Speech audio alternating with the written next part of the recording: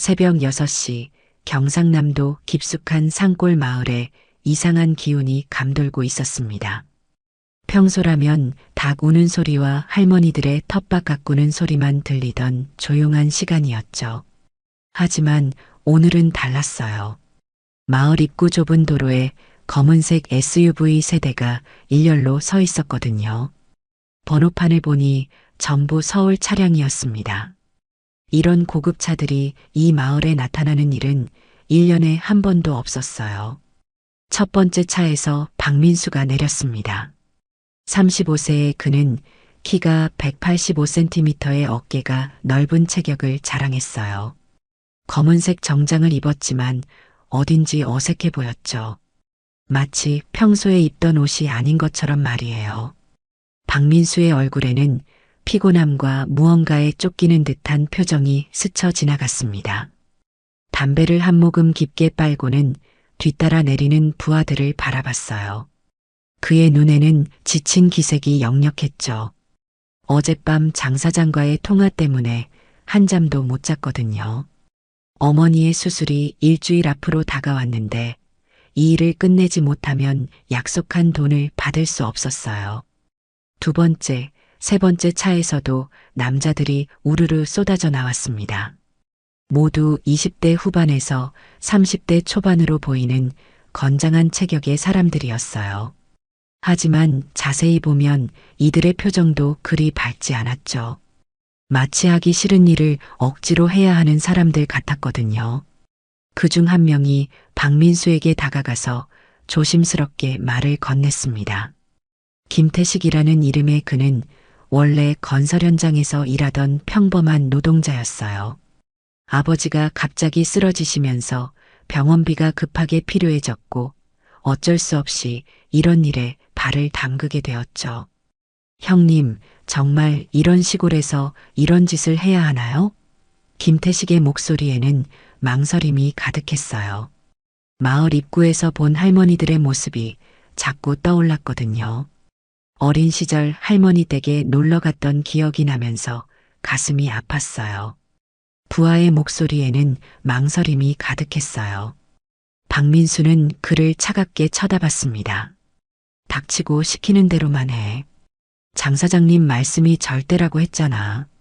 박민수의 목소리는 단호했지만 어딘지 자신도 확신이 서지 않는 듯 했어요.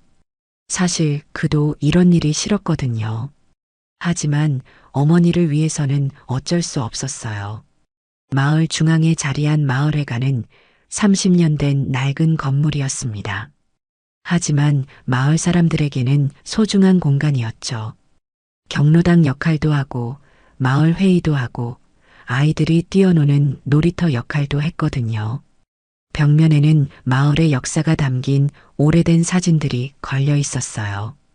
1970년대 새마을 운동 때 찍은 사진부터 최근 마을 축제 사진까지 말이죠. 특히 한국 전쟁 때 마을을 지킨 참전 용사들의 사진도 있었는데 그중 한 장에는 젊은 시절의 김철수도 포함되어 있었어요.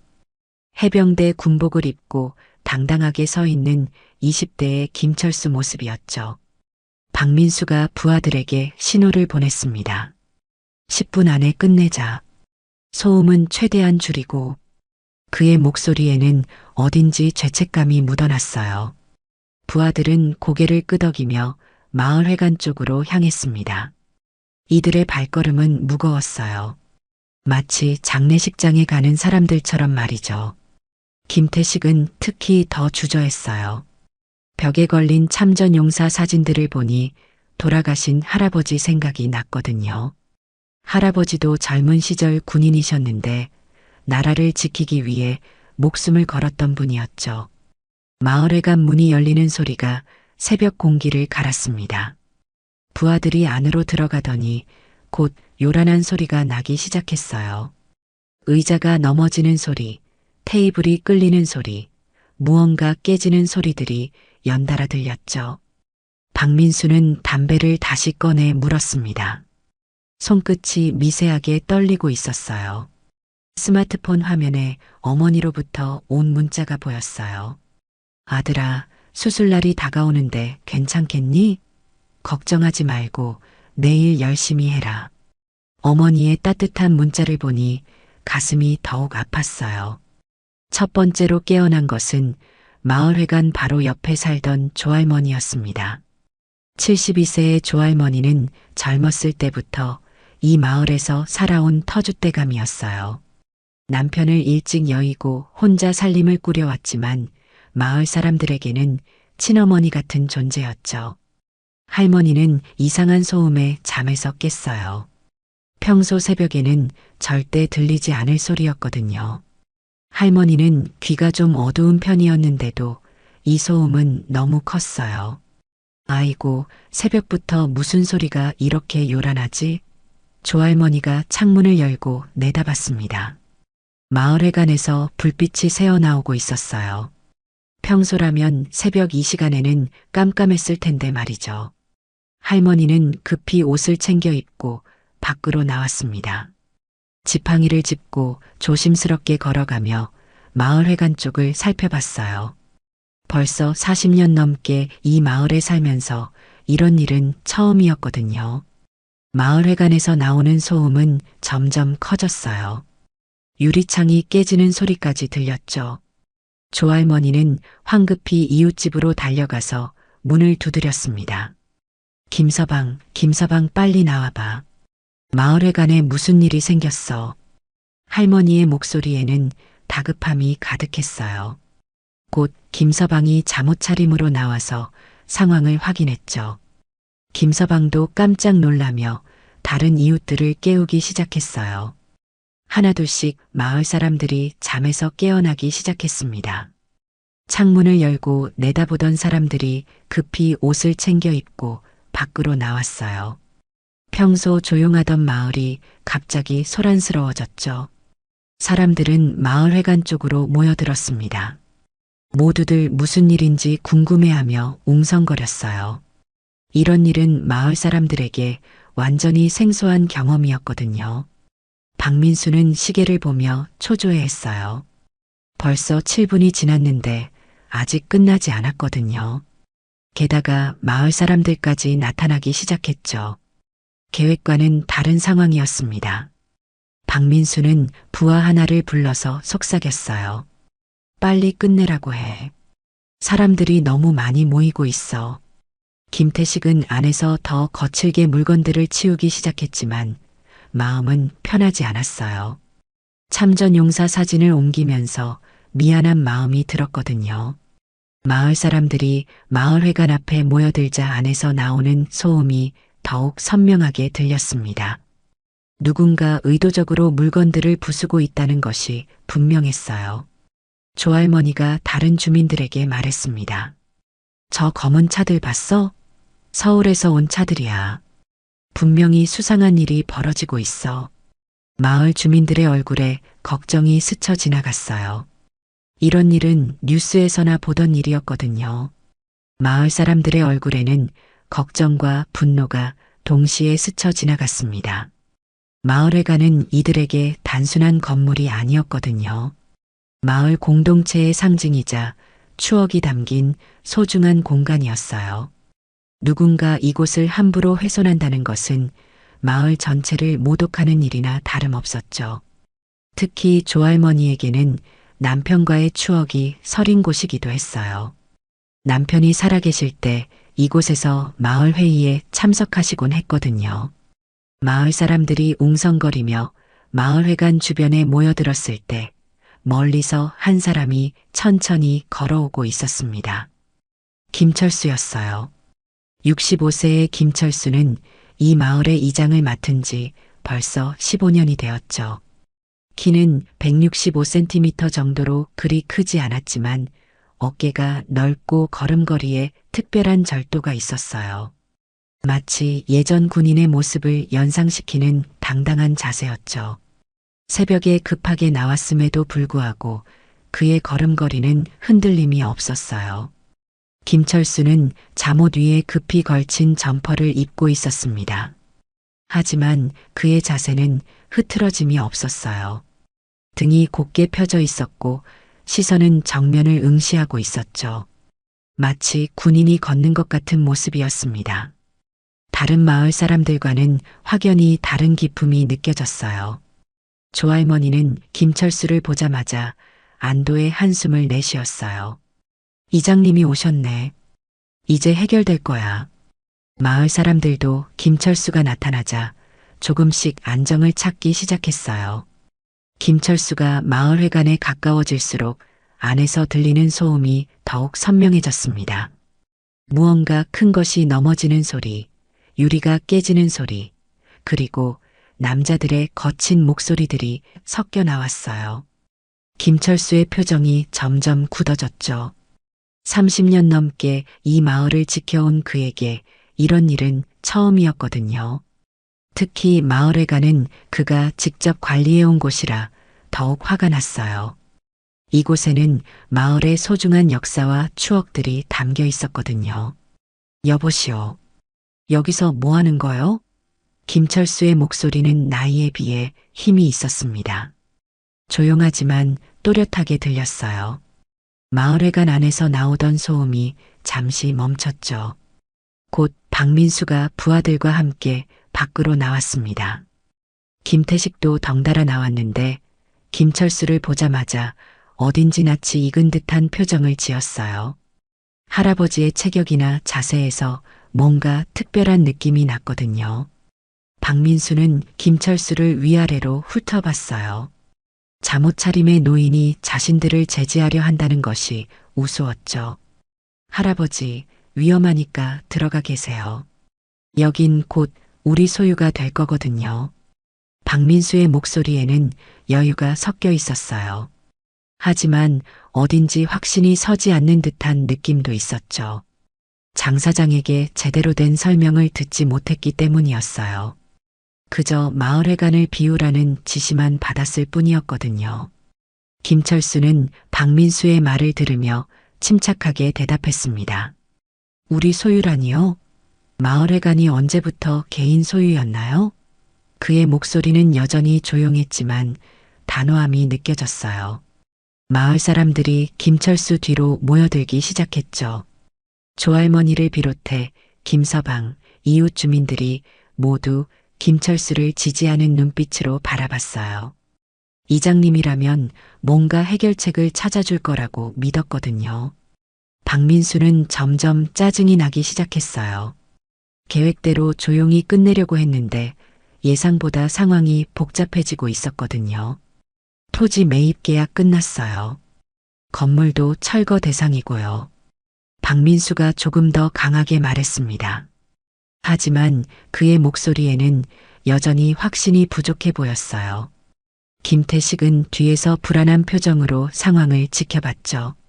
왜 이렇게 복잡해지는 건지 이해할 수 없었어요. 조할머니가 김철수 옆으로 다가왔습니다. 이장님, 이게 무슨 일이에요? 할머니의 목소리에는 당황스러움과 걱정이 섞여 있었어요. 다른 마을 사람들도 하나둘씩 가까이 다가오며 상황을 지켜봤죠. 모두의 시선이 김철수와 박민수에게 집중되었습니다. 분위기가 점점 긴장되어 갔어요. 마을 사람들은 무슨 일이 벌어지는지 궁금해하면서도 두려워했어요. 김철수는 박민수를 똑바로 쳐다보며 말했습니다. 계약서 좀 보여주시오. 그의 목소리는 여전히 침착했지만 어딘지 의심스러운 기색이 역력했어요. 마을 이장으로서 마을의 중요한 결정에 대해 모를 리가 없었거든요. 더욱이 마을회관 같은 공공시설에 대한 처분이라면 더더욱 그랬죠. 김철수는 15년간 이장을 하면서 모든 행정 절차를 철저히 관리해 왔거든요. 이런 중요한 일을 모를 리가 없었어요. 박민수는 점점 당황스러워졌어요. 사실 그도 장 사장에게 제대로 된 설명을 들은 것이 아니었거든요. 그냥 마을회관을 비우라는 지시만 받았을 뿐이었죠. 할아버지가 뭘 안다고요? 그냥 방해하지 말고 비켜요. 박민수의 목소리에 짜증이 섞이기 시작했습니다. 시간은 흘러가고 있었고 마을 사람들은 점점 더 많이 모여들고 있었어요. 장 사장이 정한 시간 안에 일을 끝내야 했는데 이렇게 지연되면 큰일이었거든요. 김철수는 박민수의 반응을 보며 더욱 확신을 갖게 되었어요. 이 마을에서 30년 넘게 이장하면서 그런 계약 이야기 들어본 적 없소. 그의 목소리가 조금 더 단호해졌죠. 마을 사람들도 김철수의 말에 고개를 끄덕였어요. 정말로 그런 계약이 있었다면 이장님이 모를 리 없었거든요. 더욱이 김철수는 마을의 모든 일에 세심하게 신경을 쓰는 사람이었어요. 박민수는 이제 완전히 화가 났습니다. 원래 계획보다 훨씬 오래 걸리고 있었고 마을 사람들까지 모여들어 상황이 복잡해지고 있었어요. 아, 진짜 귀찮네요. 야들아, 빨리 정리해.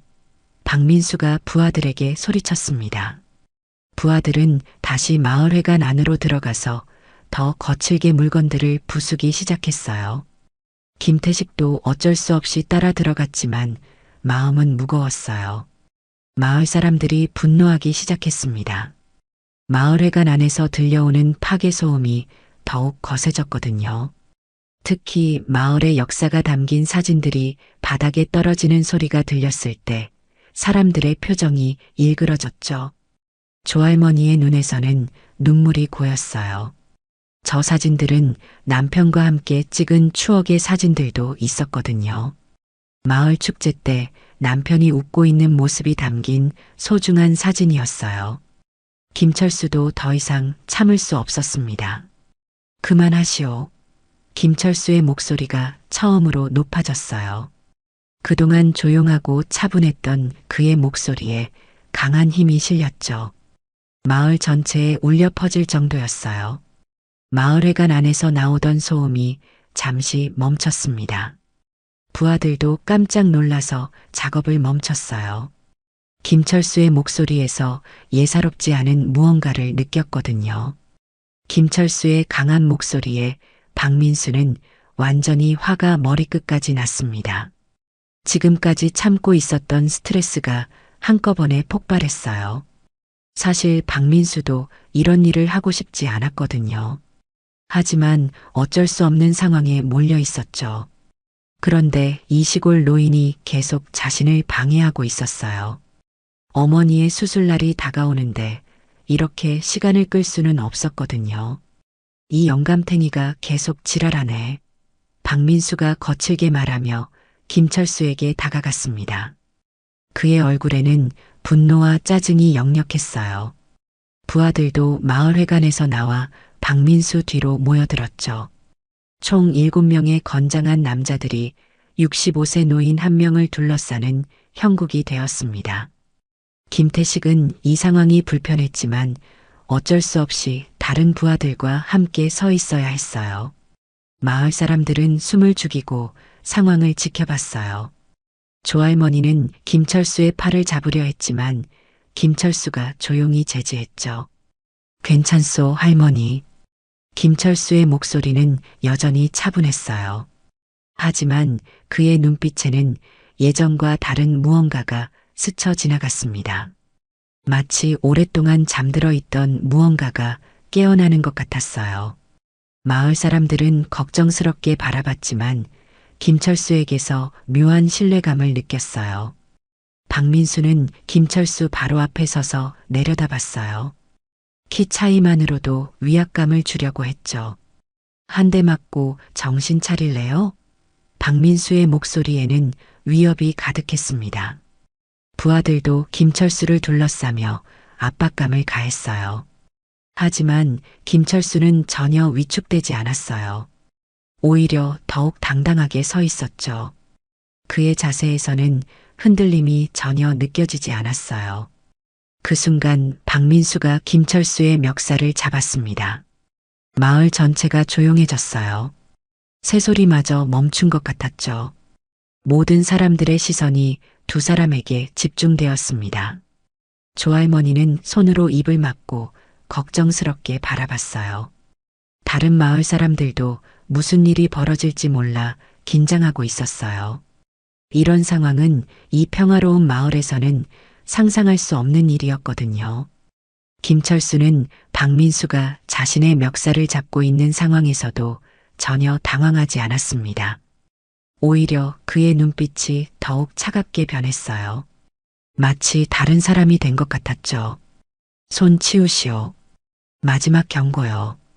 김철수의 목소리는 낮았지만 섬뜩할 정도로 냉정했습니다. 그 목소리에는 무언가 위험한 기운이 스며 있었어요. 마치 야생동물이 경고하는 것 같은 느낌이었죠. 박민수는 김철수의 변화를 느꼈지만 이미 화가 날 대로 난 상태였어요. 뭐요? 이 할아버지가 지금 나한테 협박해요? 박민수가 김철수의 멱살을 더 세게 잡으며 소리쳤습니다. 부하들도 더 가까이 다가오며 김철수를 위협했어요. 하지만 김철수는 미동도 하지 않았어요. 오히려 눈빛이 더욱 차가워졌죠. 마을 사람들은 어떻게 해야 할지 몰라 우왕좌왕했습니다. 7명의 건장한 남자들과 65세 노인 1명의 대결이라니 누가 봐도 불공평한 상황이었거든요. 누군가는 경찰에 신고하자고 말했지만 이 시골 마을에 경찰이 오려면 최소 30분은 걸렸어요. 그 사이에 무슨 일이 벌어질지 모르는 상황이었죠. 조할머니는 불안해하며 김철수를 걱정했어요. 하지만 김철수의 표정을 보니 왠지 걱정할 필요가 없을 것 같다는 이상한 느낌도 들었어요. 김철수는 박민수의 손을 내려다보며 마지막으로 말했습니다. 정말 마지막 경고요. 손 치우시오. 그의 목소리에는 어떤 확신이 담겨 있었어요. 마치 무언가 준비가 되어 있다는 듯한 느낌이었죠. 하지만 박민수는 그 경고를 무시했습니다. 오히려 김철수를 더욱 자극하려고 했어요. 이 늙은이를 한 대 때려서 본때를 보여주면 다른 마을 사람들도 얌전해질 거라고 생각했거든요. 박민수는 오히려 김철수의 멱살을 더 세게 잡았어요. 그리고 다른 손으로는 주먹을 쥐었죠. 이 할아버지를 한 대 때려서 정신을 차리게 해야겠다고 생각했거든요. 부하들도 언제든지 달려들 준비를 하고 있었어요. 김태식은 이 상황이 너무 불편했지만 동료들과 함께 서 있을 수밖에 없었어요. 조할머니가 더 이상 참지 못하고 앞으로 나서려 했습니다. 하지만 다른 마을 사람이 할머니를 말렸어요. 위험해요, 할머니. 마을 사람들은 모두 김철수를 걱정하는 눈빛으로 바라봤죠. 누구도 이 상황에서 65세 노인이 이길 수 있다고 생각하지 않았거든요. 하지만 김철수만은 전혀 다른 모습이었어요. 마치 이 모든 상황을 예상하고 있었던 것처럼 말이에요. 박민수가 주먹을 들어 올렸습니다. 김철수를 향해 주먹을 날리려는 순간이었어요. 마을 사람들이 비명을 지르려던 그때 예상치 못한 일이 벌어졌습니다. 김철수의 눈빛이 완전히 변했어요. 마치 오랫동안 잠들어 있던 무언가가 깨어나는 것 같았죠. 그 순간 공기 자체가 달라진 것 같았어요. 그 순간 시간이 멈춘 것 같았습니다. 박민수의 주먹이 김철수를 향해 날아오고 있었고 부하들은 언제든지 달려들 준비를 하고 있었어요. 마을 사람들은 숨을 죽이고 있었죠. 하지만 김철수만은 전혀 다른 모습이었습니다. 마치 이 모든 상황을 예상하고 있었던 것처럼 말이에요. 그의 몸에서는 젊은 시절의 기운이 되살아나고 있었어요. 그 순간 김철수가 움직였습니다. 번개처럼 빠른 움직임이었어요. 박민수가 주먹을 날리기도 전에 김철수는 박민수의 손목을 잡고 있었죠. 그리고 순식간에 비틀어서 제압했습니다. 박민수는 자신이 무슨 일을 당했는지도 모른 채 바닥에 무릎을 꿇고 있었어요. 김철수의 움직임은 마치 젊은 군인처럼 정확하고 빨랐어요. 아! 박민수가 비명을 질렀습니다. 손목이 뒤로 꺾이면서 엄청난 고통이 느껴졌거든요. 김철수의 손아귀는 쇠고리처럼 단단했어요. 아무리 힘을 써도 빠져나올 수 없었죠. 65세 노인의 힘이라고는 믿어지지 않을 정도였습니다. 박민수는 당황스러워하며 김철수를 올려다봤어요. 이 할아버지가 대체 뭘까? 하는 생각이 머릿속을 스쳐 지나갔죠. 해병대에서 배운 거 써봐야겠구만. 김철수가 조용히 말했습니다. 그의 목소리에는 더 이상 주저함이 없었어요. 오히려 자신감이 가득했죠. 마을 사람들은 깜짝 놀라 김철수를 바라봤습니다. 해병대라니, 이장님이 군인 출신이었다는 걸 아는 사람은 많지 않았거든요. 조할머니만이 김철수의 과거를 알고 있었는데 이렇게 실력을 발휘하는 모습을 보니 새삼 놀라웠어요. 박민수의 부하들이 당황하며 달려들었습니다. 하지만 김철수는 전혀 당황하지 않았어요. 마치 이런 상황을 수없이 경험해 본 것처럼 침착했죠. 첫 번째 부하가 달려오자 김철수는 박민수를 놓고 재빠르게 옆으로 피했습니다. 그의 움직임은 나이를 무색하게 할 정도로 민첩했어요. 20년간의 해병대 훈련이 몸에 배어 있었거든요. 그리고 부하의 팔을 잡고 어깨 너머로 던져버렸어요. 유도 기술이었죠. 부하는 바닥에 그대로 나가떨어졌습니다. 두 번째 부하가 뒤에서 김철수를 붙잡으려 했지만 김철수는 뒤돌아서며 팔꿈치로 정확히 명치를 찔렀어요. 부하는 숨을 제대로 쉬지 못하고 쓰러졌죠. 김철수의 모든 동작이 정확하고 효율적이었어요. 무한 움직임이 전혀 없었죠. 이 할아버지 뭐야? 세 번째 부하가 소리치며 주먹을 날렸습니다. 하지만 김철수는 그 주먹을 손바닥으로 막아내고 반대 손으로 부하의 목 뒤쪽을 정확히 찔렀어요. 부하는 그 자리에서 의식을 잃고 쓰러졌습니다. 모든 동작이 정확하고 빨랐어요. 마치 시계처럼 정밀한 움직임이었죠. 김태식은 이 광경을 보며 완전히 당황했어요. 이런 실력을 가진 사람이 이 시골 마을에 있다니 믿을 수 없었거든요. 나머지 부하들이 동시에 달려들었습니다. 하지만 김철수는 전혀 흔들리지 않았어요. 20년간 몸에 밴 해병대 격투술이 자연스럽게 나왔죠.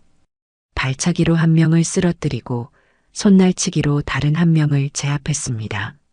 마치 젊은 시절로 돌아간 것 같았어요. 움직임 하나하나가 정확하고 힘이 있었어요. 65세라는 나이가 무색할 정도였죠. 마을 사람들은 입을 다물지 못하고 김철수를 바라봤습니다. 평소 조용하고 온화했던 이장님의 이런 모습은 상상도 못했거든요. 특히 조할머니는 눈을 크게 뜨고 김철수를 바라봤어요. 우리 이장님이 이렇게 대단한 분이셨구나. 할머니는 젊은 시절 김철수가 해병대에서 복무했다는 것은 알고 있었지만 이 정도 실력일 줄은 몰랐어요. 5분도 안 되어서 7명의 깡패들이 모두 바닥에 쓰러져 있었습니다.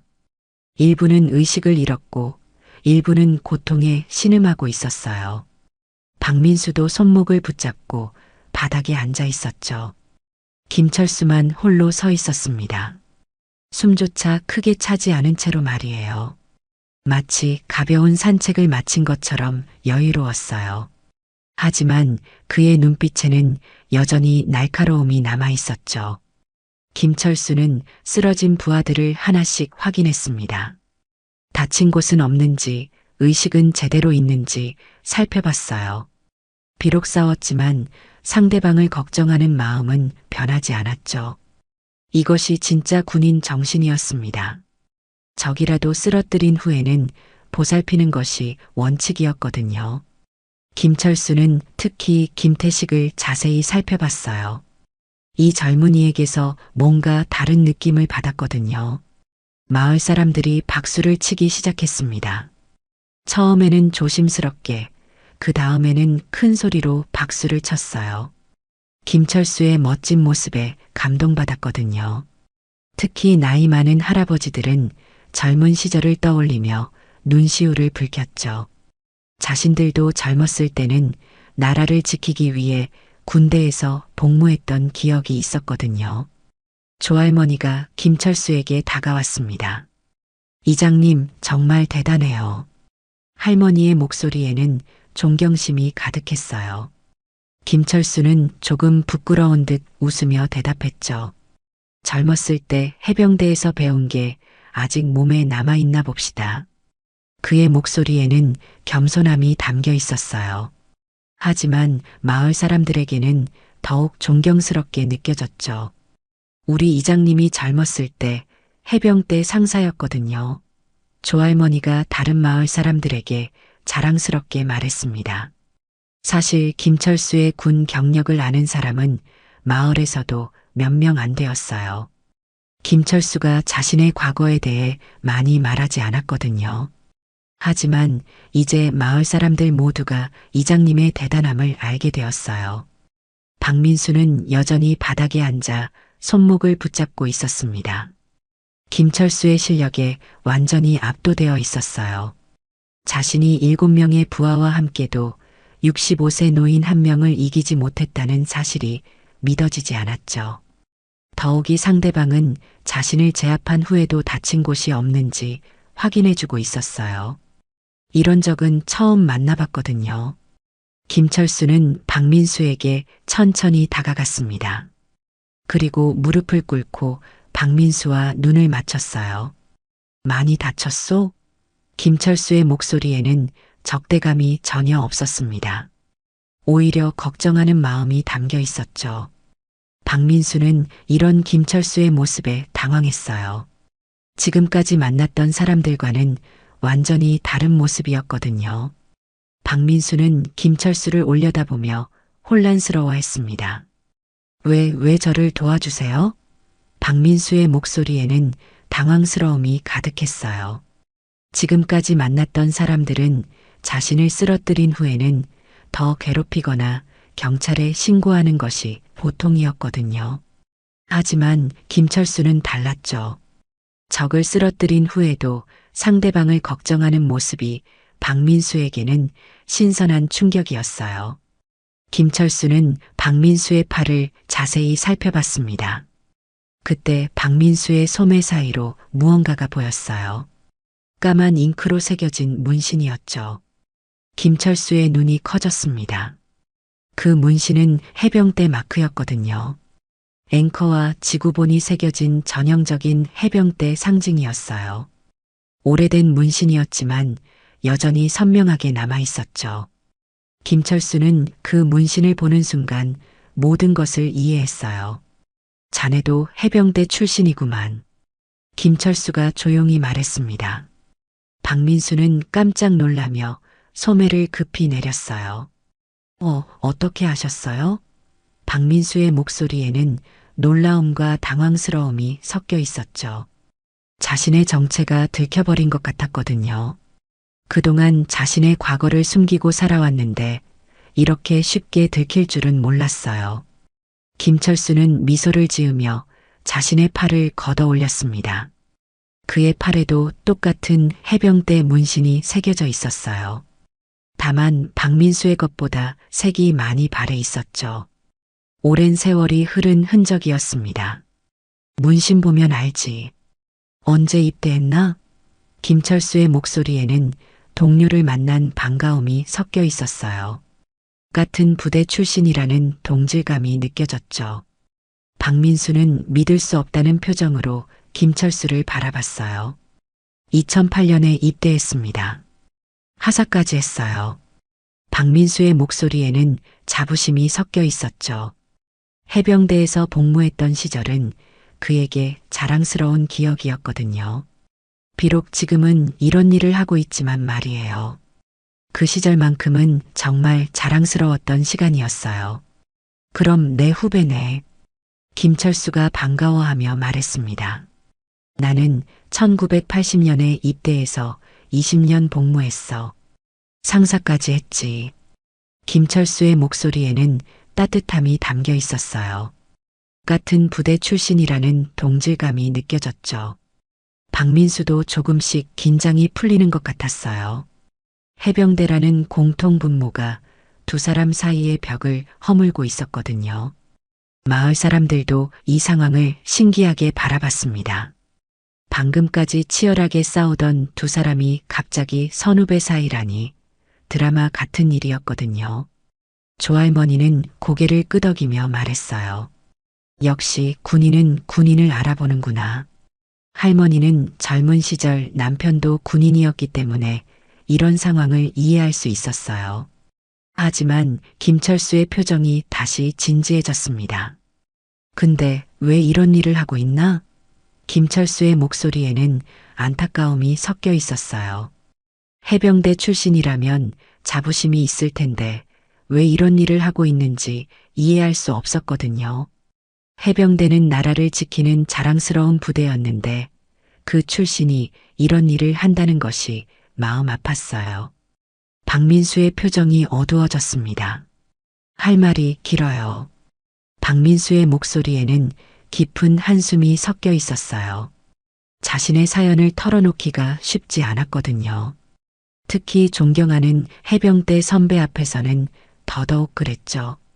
어떻게 이런 상황에까지 오게 되었는지 설명하기가 부끄러웠어요. 김철수는 박민수의 어깨에 손을 올렸습니다. 천천히 말해봐. 우리가 들어줄게. 김철수의 목소리는 부드러웠어요. 마치 아버지가 아들을 다독이는 것 같았죠. 마을 사람들도 조용히 기다려주고 있었어요. 김태식을 비롯한 부하들도 하나둘씩 정신을 차리며 박민수의 이야기에 귀를 기울였어요. 박민수는 잠시 망설이다가 입을 열었습니다. 사실 저도 이런 일 하고 싶지 않았어요. 박민수의 목소리에는 억울함이 가득했어요.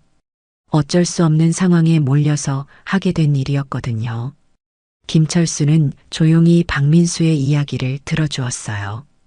다른 마을 사람들도 비난하지 않고 기다려주고 있었죠. 저는 원래 치킨집을 운영했었어요. 박민수가 계속 말했습니다. 제대하고 나서 작은 치킨집을 차렸는데 처음에는 괜찮았거든요. 하지만 코로나가 터지고 나서 장사가 안 되기 시작했어요. 손님들이 점점 줄어들었죠. 박민수의 목소리에는 그 시절의 절망감이 묻어났어요. 매일매일이 고통스러웠던 시간이었거든요. 그런데 설상가상으로 어머니가 암에 걸리셨어요. 박민수의 목소리가 떨리기 시작했습니다.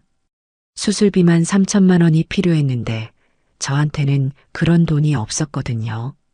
은행에서 대출 받으려고 했지만 신용등급이 나빠서 거절당했어요. 박민수의 눈에서 눈물이 글썽거렸어요. 어머니를 위해 무엇이든 하고 싶었지만 방법이 없었거든요. 조할머니의 표정이 안쓰러워졌습니다. 아이고, 그런 사정이 있었구나. 할머니의 목소리에는 동정심이 가득했어요. 다른 마을 사람들도 박민수를 보는 시선이 달라졌죠. 처음에는 나쁜 사람이라고 생각했는데 알고 보니 어쩔 수 없는 사정이 있었던 거예요. 특히 어머니를 위한 일이라고 하니 모든 사람들이 이해할 수 있었어요. 그래서 어쩔 수 없이 사채를 썼어요. 박민수가 고개를 숙이며 말했습니다. 처음에는 이자도 얼마 안 되고 금방 갚을 수 있을 거라고 생각했거든요.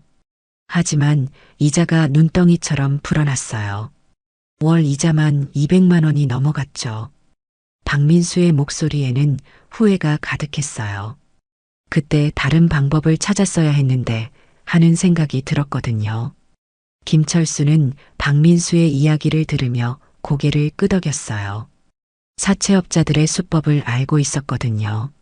처음에는 달콤한 조건으로 유혹하다가 나중에는 감당할 수 없는 이자를 요구하는 것이 그들의 방식이었죠. 많은 사람들이 이런 식으로 덫에 걸렸어요. 김철수도 젊은 시절 비슷한 사람들을 많이 봤거든요. 그 사람들이 이런 일 안 하면 가족들을 해치겠다고 협박했어요. 박민수의 목소리에는 두려움이 섞여 있었습니다. 어머니와 아내, 그리고 초등학생인 딸까지 위협당했거든요.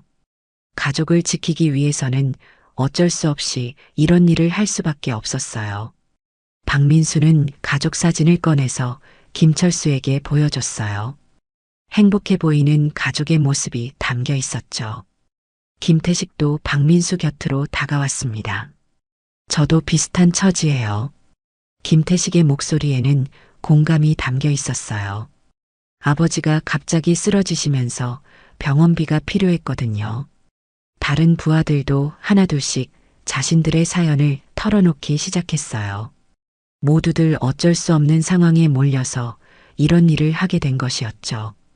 박민수가 자신의 사연을 털어놓고 있을 때 멀리서 엔진 소리가 들려왔습니다. 고급 세단 한 대가 마을로 들어오고 있었어요.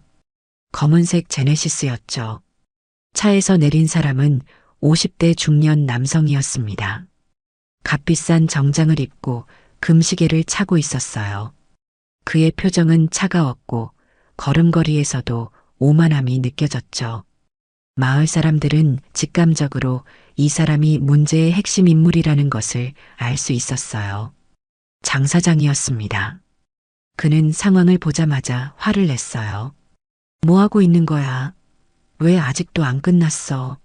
장 사장의 목소리에는 분노가 가득했습니다. 박민수와 부하들이 모두 바닥에 쓰러져 있는 모습을 보고는 더욱 화가 났죠. 계획과 완전히 다른 상황이었거든요. 그는 박민수를 믿고 이 일을 맡겼는데 이런 결과가 나올 줄은 몰랐어요. 마을 사람들이 장 사장을 경계하며 바라봤습니다. 이 사람이 진짜 배우 인물 같았거든요. 장 사장의 표정과 말투에서 오만함과 냉혹함이 느껴졌어요. 김철수도 장 사장을 주의 깊게 살펴봤습니다. 이런 류의 사람들을 군 생활하면서 많이 봤거든요. 돈과 권력을 믿고 남을 괴롭히는 인간들 말이에요. 당신이 이장이라는 사람이군요. 장 사장이 김철수를 보며 말했습니다. 우리가 이 땅 합법적으로 샀으니까 비켜주세요. 장 사장의 목소리에는 위협이 섞여 있었어요. 하지만 김철수는 전혀 위축되지 않았죠. 오히려 더욱 당당하게 서 있었어요.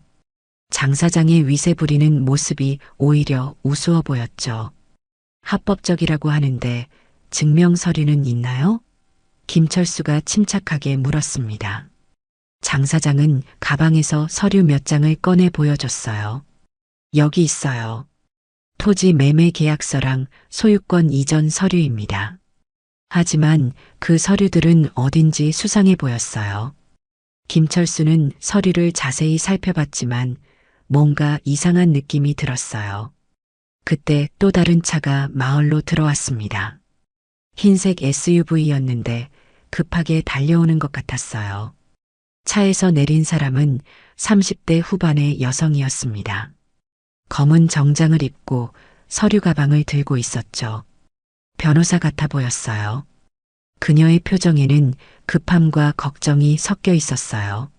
마을로 들어오면서 상황을 파악하려고 주변을 둘러보고 있었죠. 삼촌, 무슨 일이에요? 여성이 김철수에게 달려오며 소리쳤습니다. 김철수는 깜짝 놀라며 그녀를 바라봤어요. 미영아, 너 왜 여기 있냐? 김철수의 목소리에는 놀라움이 가득했죠. 조카가 갑자기 나타날 줄은 몰랐거든요. 더욱이 이런 상황에서 나타나다니 정말 뜻밖이었어요.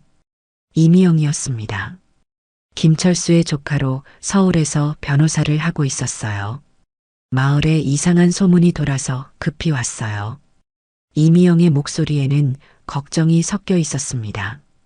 인터넷에서 이 마을에 이상한 사람들이 와서 소란을 피우고 있다는 글을 봤거든요. 마을 사람 중 누군가가 SNS에 올린 글이었는데 그것을 본 이미영이 급하게 달려온 것이었어요. 변호사로서 확인해 보니 이 토지 매매 계약 전부 위조예요. 이미영이 장 사장이 보여준 서류들을 보며 단호하게 말했습니다.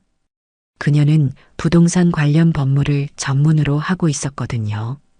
위조 서류는 한눈에 알아볼 수 있었어요. 인감증명서의 도장 모양부터 시작해서 서류의 종이 재질까지 모든 것이 가짜였죠. 장 사장의 얼굴이 굳어졌습니다. 뭔 소리야? 장 사장이 당황하며 소리쳤어요. 하지만 이미영은 냉정하게 설명을 계속했습니다. 이 토지는 국유지예요. 애초에 개인이 매매할 수 없는 땅이죠. 더군다나 인감증명서도 위조된 것 같고요. 이미영의 설명은 정확하고 논리적이었어요. 법적 근거를 들어가며 차근차근 설명하고 있었죠. 박민수가 장 사장을 째려봤습니다. 사장님, 저희에게 거짓말 하신 거예요? 박민수의 목소리에는 배신감이 섞여 있었어요. 자신이 속았다는 것을 깨달았거든요. 부하들도 하나둘씩 정신을 차리며 상황을 파악하기 시작했죠. 김태식도 화가 나서 장 사장을 노려봤어요. 자신들을 이용한 것이 분명했거든요. 장 사장은 점점 궁지에 몰렸습니다. 닥쳐. 박민수, 넌 내 밑에서 일하는 주제에. 장 사장이 화를 내며 소리쳤어요. 하지만 이미 들통난 상황에서 위세를 부리는 것은 우스꽝스러웠죠. 오히려 자신의 범죄를 인정하는 것처럼 보였어요. 마을 사람들도 장 사장을 비난하는 눈빛으로 바라봤어요. 박민수가 분노하며 일어났습니다. 제 어머니 수술비 빌미로 저를 협박하더니 이제는 거짓 일까지 시키셨군요. 박민수의 목소리에는 억울함과 분노가 가득했어요. 지금까지 참고 있었던 감정이 폭발한 것 같았죠. 어머니를 위해서라면 무엇이든 하려고 했는데 그것마저 거짓이었다니 견딜 수 없었어요. 김철수가 박민수의 어깨에 손을 올리며 진정시켰습니다. 자세한 이야기 들어보자. 김철수의 목소리는 여전히 차분했어요. 하지만 장 사장을 보는 그의 눈빛은 차갑게 변해 있었죠. 이런 인간들을 가장 혐오했거든요. 약한 사람들을 이용해서 돈을 버는 인간들 말이에요. 조할머니가 박민수에게 다가왔습니다. 아이고, 그런 사정이 있었구나. 할머니의 목소리에는 동정심이 가득했어요. 다른 마을 사람들도 박민수를 보는 시선이 완전히 바뀌었죠. 이제는 피해자로 보였거든요. 김태식을 비롯한 다른 부하들도 마찬가지였어요. 모두들 어쩔 수 없는 상황에 몰려 있었던 것이었죠. 이미영이 계속해서 장 사장의 범죄를 지적했습니다. 토지 사기에 공문서 위조, 그리고 불법 사채업까지 하셨네요. 이미영의 목소리는 냉정했어요. 변호사로서 법적 근거를 들어 설명하고 있었죠. 장 사장은 점점 더 당황스러워했어요. 전문가 앞에서는 거짓말이 통하지 않았거든요. 장 사장은 이제 완전히 궁지에 몰렸습니다. 이미영의 법적 지식 앞에서는 변명할 여지가 없었거든요. 감상팔이 집어치워. 장 사장이 소리쳤지만 그의 목소리에는 더 이상 위세가 없었어요. 오히려 다급함만 느껴졌죠.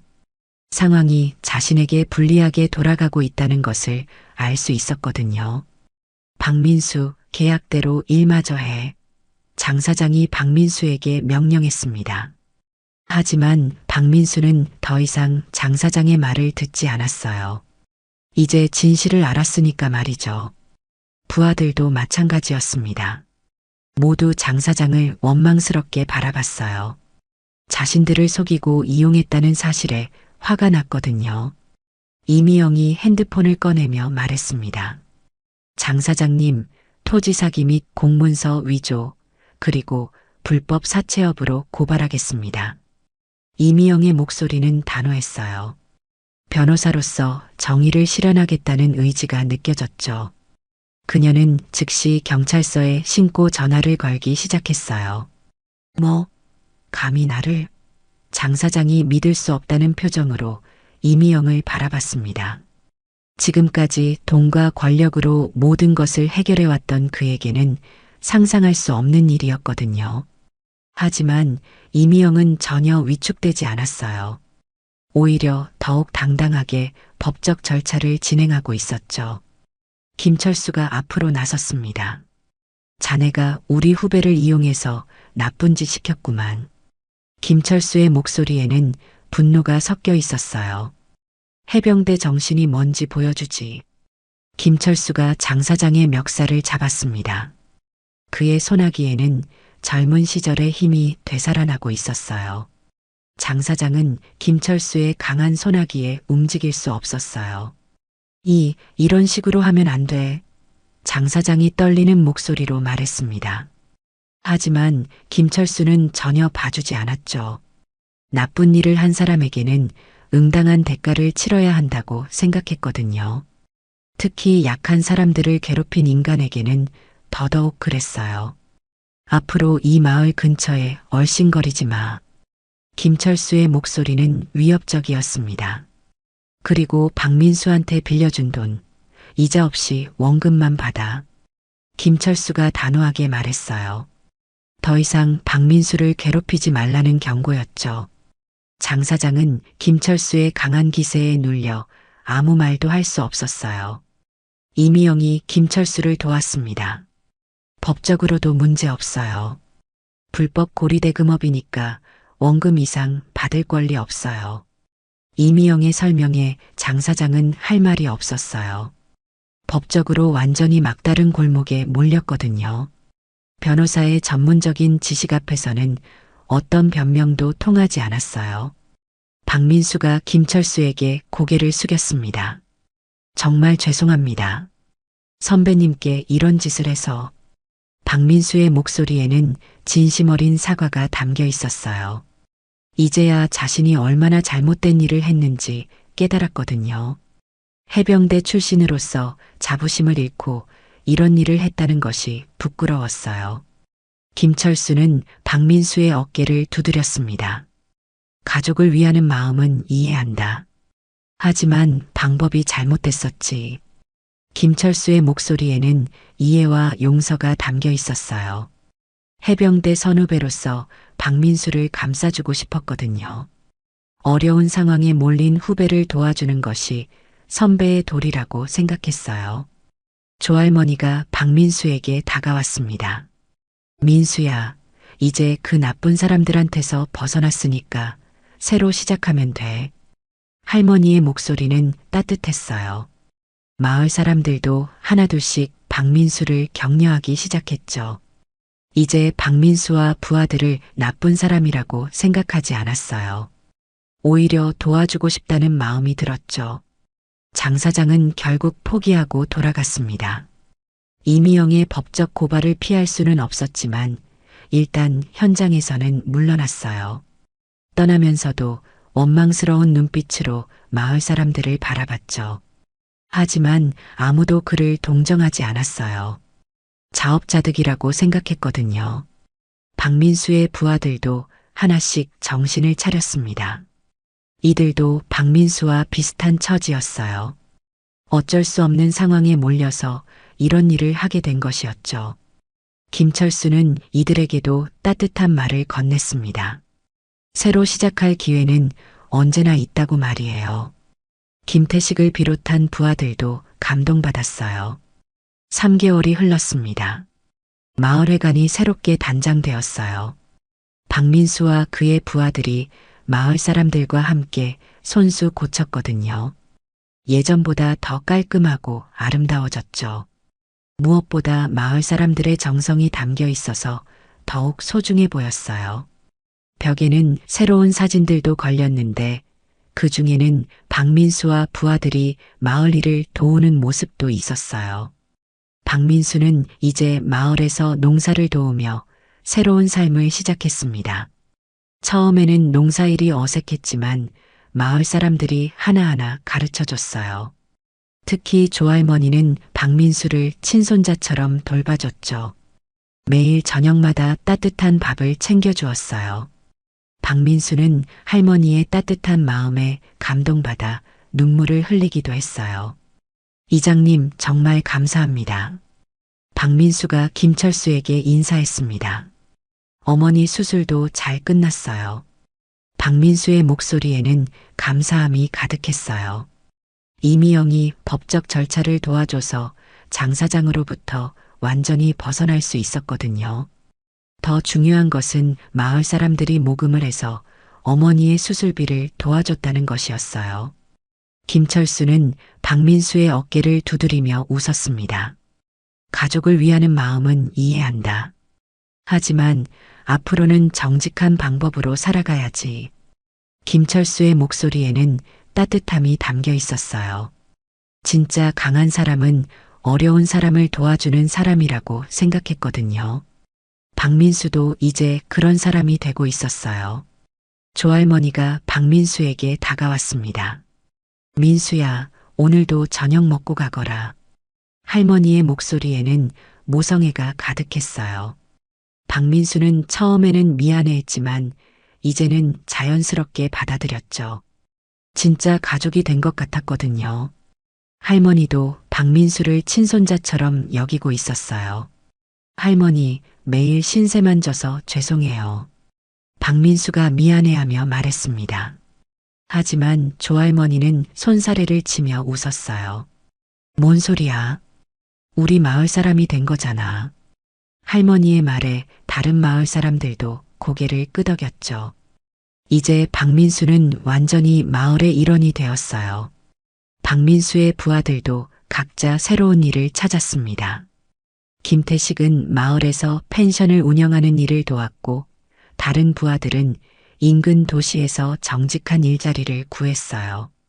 모두들 과거를 뒤로하고 새로운 삶을 살기 시작했죠. 가끔 마을에 모여서 근황을 나누기도 했어요. 서로를 격려하며 새로운 삶을 응원했죠. 김철수는 박민수와 함께 마을회관 앞에 서 있었습니다. 한 번 해병은 영원한 해병이야. 김철수가 박민수에게 말했어요. 그리고 진짜 강한 사람은 약한 사람을 지키는 사람이지. 김철수의 말에 박민수는 깊이 고개를 끄덕였어요. 이제야 진정한 해병대 정신이 무엇인지 알 것 같았거든요. 해병대 정신이 뭔지 이제야 알겠어요. 박민수가 김철수를 바라보며 말했습니다. 어려운 사람을 도우는 것이 진짜 용기라는 것도요. 박민수의 목소리에는 깨달음이 담겨 있었어요. 이제야 진정한 강함이 무엇인지 알게 되었거든요. 힘으로 남을 제압하는 것이 아니라 약한 사람을 보호하는 것이 진짜 강함이었어요. 마을 사람들이 하나둘씩 모여들었습니다. 새로 단장된 마을회관에서 작은 파티를 열기로 했거든요. 박민수와 부하들을 마을 식구로 받아들이는 의미였죠. 조할머니가 정성스럽게 준비한 음식들이 테이블에 가득했어요.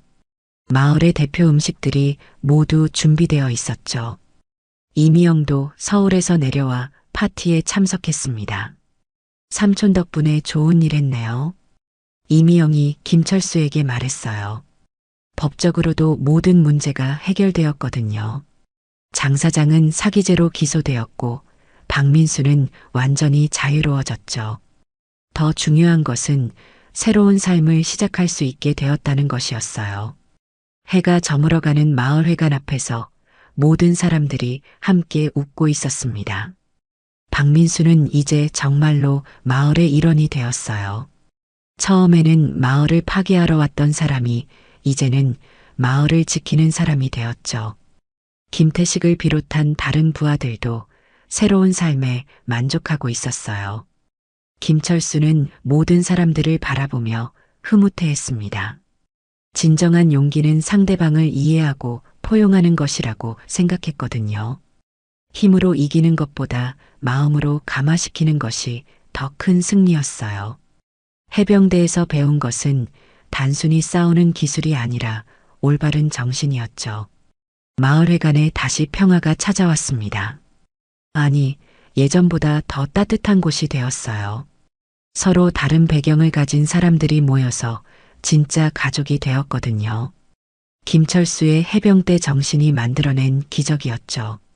용서와 포용, 그리고 진정한 강함이 무엇인지 보여준 감동적인 이야기였어요. 박민수는 어머니에게 전화를 걸었습니다. 어머니, 이제 걱정하지 마세요. 좋은 사람들을 만나서 새로운 삶을 시작했어요. 박민수의 목소리는 희망으로 가득했어요.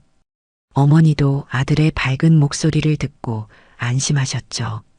마침내 박민수가 진정한 행복을 찾았다는 것을 알 수 있었거든요. 1년이 지난 후 마을에는 더 큰 변화가 있었습니다.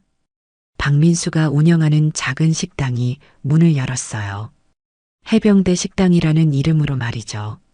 김철수와 박민수가 함께 운영하는 이 식당은 마을의 새로운 명소가 되었어요. 멀리서도 사람들이 찾아올 정도로 유명해졌죠. 김태식은 마을 펜션의 매니저가 되었고 다른 부하들도 각자의 자리에서 성실하게 살아가고 있었어요. 가끔 모두 모여서 옛날 이야기를 하며 웃곤 했죠. 그때의 일들이 이제는 좋은 추억이 되었어요. 모든 것이 교훈이 되어 더 나은 사람으로 만들어 주었거든요. 조할머니는 여전히 박민수를 친손자처럼 돌봐주고 있었어요. 이제는 박민수의 아내와 딸도 가끔 마을에 놀러 왔죠. 진짜 가족처럼 지내고 있었어요. 할머니는 박민수 가족을 보며 항상 행복해 하셨어요. 마을에 새로운 활력이 생겼거든요. 김철수는 여전히 마을 이장으로서 마을을 지키고 있었어요. 하지만 이제는 혼자가 아니었죠. 박민수와 김태식 같은 든든한 동료들이 있었거든요. 마을은 더욱 평화롭고 활기찬 곳이 되었어요. 진정한 공동체의 모습을 보여주고 있었죠. 이미영도 가끔 마을에 내려와서 법률 상담을 해주곤 했어요. 마을 사람들에게 무료로 법률 서비스를 제공하면서 많은 도움을 주고 있었죠. 가족의 사랑과 마을 공동체의 따뜻함을 느끼며 더욱 보람찬 일을 하고 있었어요. 그리고 마을회관 벽에는 새로운 사진이 하나 더 걸렸습니다. 김철수와 박민수, 그리고 마을 사람들이 모두 함께 웃고 있는 사진이었어요. 진정한 용기는 서로를 이해하고 도우는 것이라는 문구와 함께 말이죠. 이 사진은 마을의 새로운 상징이 되었고 많은 사람들에게 감동을 주었습니다. 오늘 이야기가 좋으셨다면 구독과 알람 설정 잊지 마시고 소중한 댓글 하나가 정말 큰 힘이 됩니다. 시청해 주셔서 진심으로 감사드립니다.